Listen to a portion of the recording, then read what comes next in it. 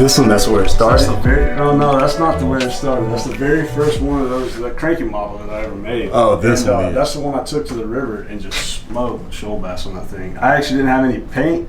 I was in the parking lot up there, one of the places we fished. Colored them up with like Sharpies and markers. Yeah, that's all done with Sharpie, right? Rattle. I mean, just smoked them. Everything on there is done with Sharpie. Later on, I hit some scale, but like most of that is a Sharpie and a blue pen, silver metallic Sharpie, and a black Sharpie in a parking lot at the river. Wow. Rob's gonna show me what one of his baits looks like. This is one of his signature swim baits right here. I'm just gonna look. I think the proof is in the pudding. I don't really have to say much about it. Yeah. That's a hot bait. That's a hot one. We'll take it out and just reel it just as fast as you can. How about this test tank? What y'all think about our test tank situation? Around here, we like to modify. I like to modify, improvise. This is a float off of the dock. Oh, is that what that is? You cut the top off the float? That's a good idea, actually. Damaged, so. Heck yeah, that's a good idea. Put a drain plug in. Yeah. So now you can see. Put the scrap wood around the side. If you want to get one of his baits, that's what it runs like. You just throw it out and you reel it back. I'm sure there's other different ways you could fish it. You probably could just peck around with it, pull it, sort of like you would a slow sink. Slow sinker. Standard retriever. All of them are slow sink. Slow sink. No, slow sink. Right? We make kind of what kind of kicked it off for me was like packing some of them full of tungsten, but they're like real specialized, more for like really fast. Yeah. But this is like we call it S, standard slow sink. That was all missed up.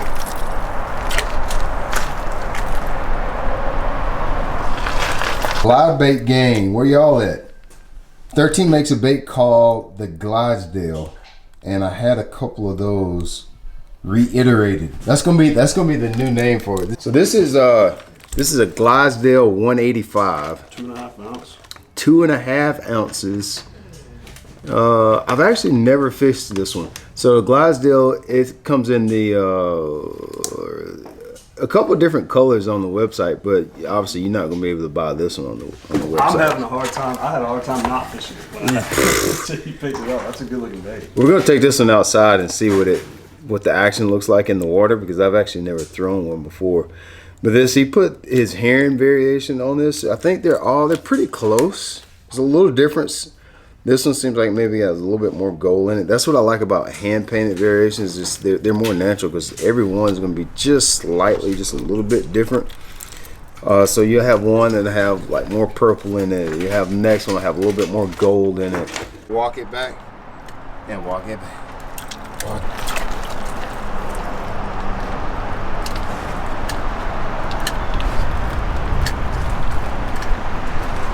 It's making a noise. A little clap. Yeah.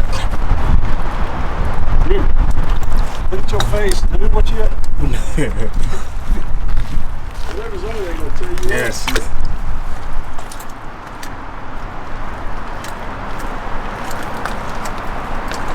She wants to get wild. She's probably a little too wild for the tank. Yeah, it wants to go wider. I gave Rob a batch of plugs. Some of them are square bills. I gave him some were swim baits. I got a batch of topwater plugs. I didn't do any jerk baits on this go around. Maybe the next go around we'll look at doing like a special batch of jerk baits. I got some lipless baits done. These are all completely custom colors. And when I say custom, dude, I ain't talking about like your grandpa in the background with a little bit of white, a little bit black, and sparkle.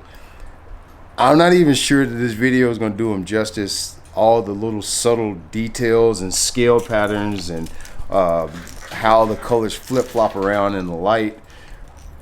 I'm just looking at some of these, like just some of the details and some of these paint jobs. I'm guessing, Rob, like, let's just take the herring pattern you do. How many steps does it take to get to that?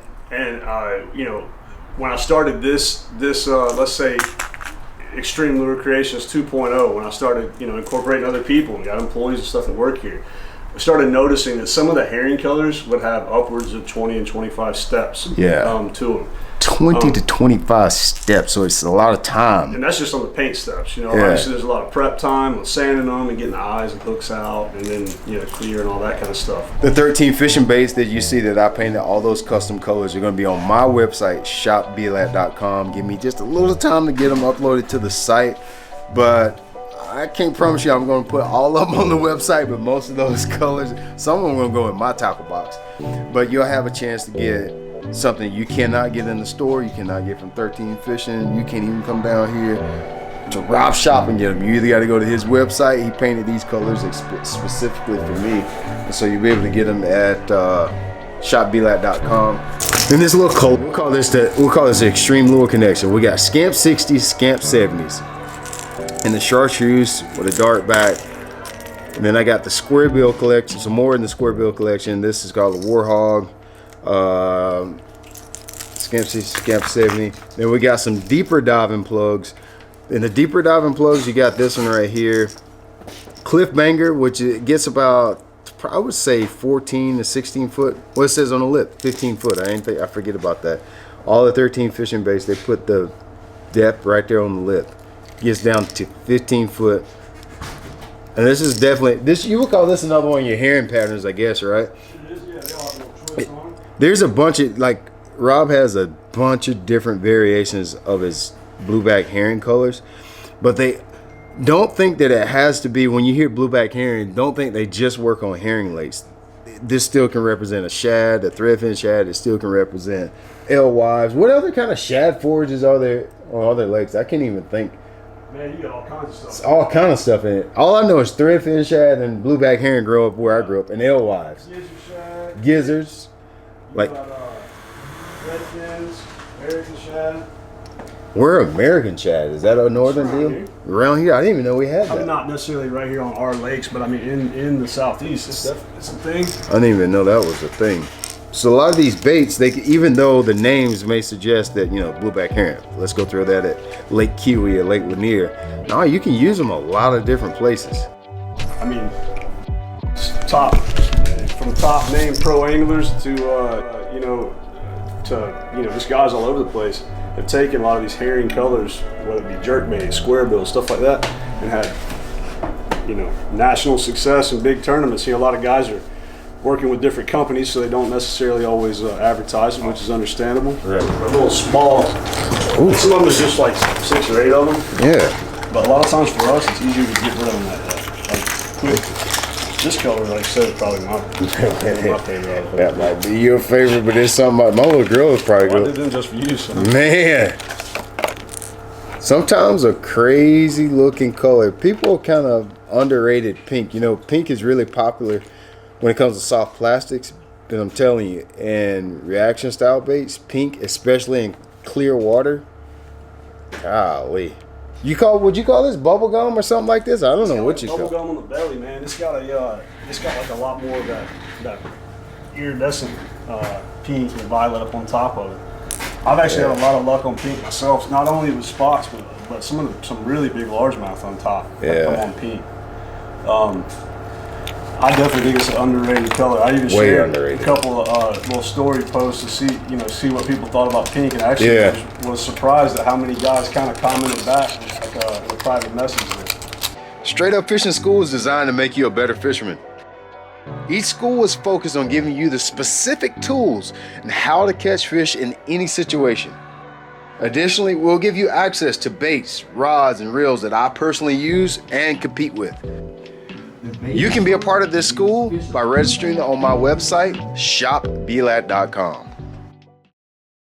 Pink, back in the day, if you think about it, pink is new, but it's not. It's new to hard baits, but it's really not new. First color float worm you throw. Pink. It was always pink. And in my opinion, I don't have any scientific data to back this up. I think the reason those loud colors work so well is because the attention factor that they get. I don't think bass are smart enough to always decipher what looks real and what doesn't look real. I think it's the fact that there's probably a million little bait fish swimming around look exactly like this, and then all of a sudden there's that one pink one. that he sees, and he's like, got to have it. And that's got to be what it is. The fact that it stands out and you get that attention. I've always felt that way, you know, like with spots or Harville Lanier, you know, Yeah. like any of the Morning Dawn colors and stuff are so popular, right? Well, I kind of have like a couple theories on it. I mean, I've heard some people say like at a certain depth it looks completely different. Yes, the light, UV I've actually light. got video at 25, 30 feet stuff looking at those worms, and although my eye and a camera eye and a fish eye, who knows how they view it, but like it's still pink in that video. Does look pink. But now our water is clear as well too. I am going to put most of these on my website, but it's unfortunate that I don't think anybody will get a chance at making a purchase on these Magic Man 50s and 75s in this candy color. Here's all the baits right here, but something about that, God. There's another color mixed in over here. This is a swim bait. So, guys, this is a swim bait that Rob designed all on his own. This is like, you can't get this stuff from the store or anything.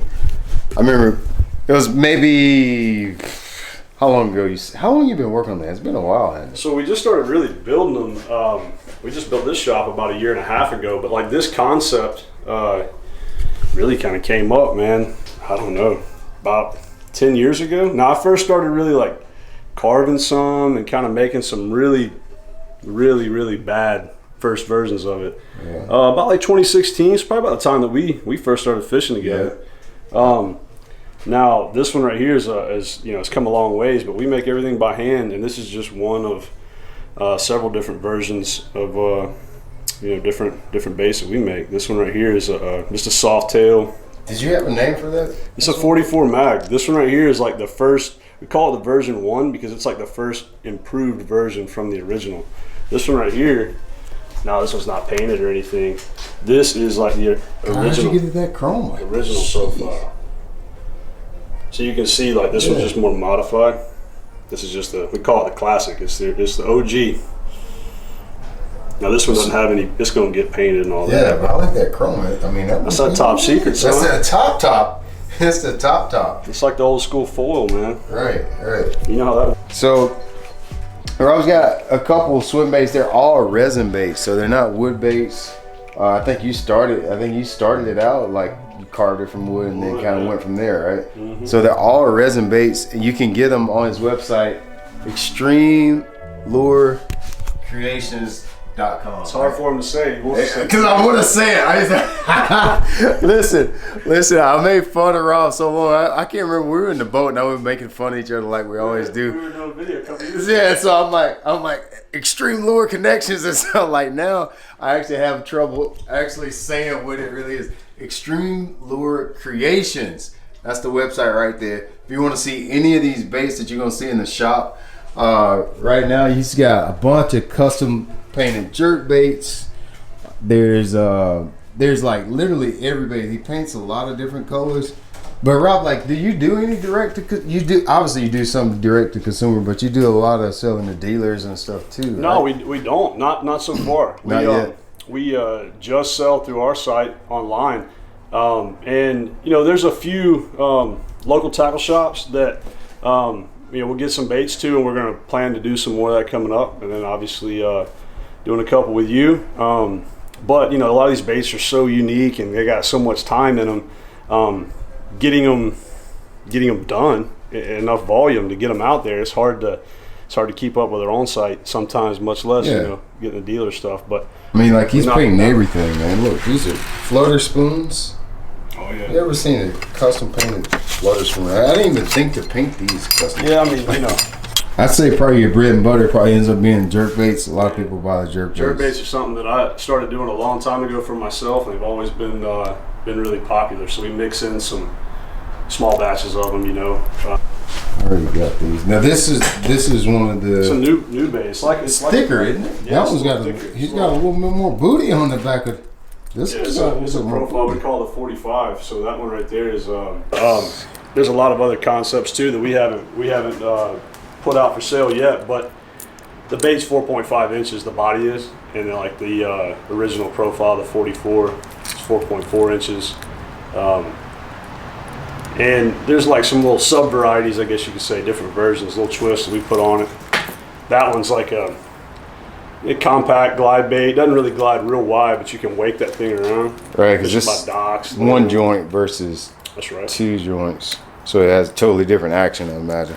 Yeah. You have different times when you basically launch a bait or a color or yeah, stuff so we like typically that do like drops. Like what we're going to start doing now is the first Thursday of the month, and then like the third Thursday. Okay. And we randomly will drop some small, one-off baits or some different baits. Throughout the month, we may throw some on, but we typically do that on like Thursday nights. Like I said, the first week, third week. We try to do what's seasonally popular, like summertime. Obviously, a lot more herring baits. Your Sabile magic swimmers. This time of year, a lot of crank baits. A lot of those baits, good many of those were sold last night. Let's get down to the meat of this subject. Does custom colors actually make a difference? Do you think they catch more fish? I really do believe so. Here's why. There's a couple things you got to think about. For me as a tournament angler, anything that gives me an advantage is a big deal for me. An advantage always doesn't have it doesn't always have something to do with the fish. Sometimes it's about me. Having something that I know no one else has. Having something that does exactly what I want it to do. Match a specific forage. A bait that I feel like the bass sees a little bit better. Fishing a bait that I feel like the fish really want and haven't seen before gives me an advantage. So I will use custom colors a lot of the times. That's why I'm here at Rob's shop. Secondly, there are situations where having something that the fish have never seen matters a lot. There are situations where that will carry you a long way, especially in a high pressure situation. Having baits that fish have never seen before will do wonders for you. Also, having a bait that's been painted gives it a little different action. A bait that floats may now suspend. It'll be a little bit more subtle. The vibration will change a little bit. Adding that layer of paint changes the weight and the action of that bait. And sometimes that can be the difference in getting bit. So yeah, I do believe custom colors catch you more fish.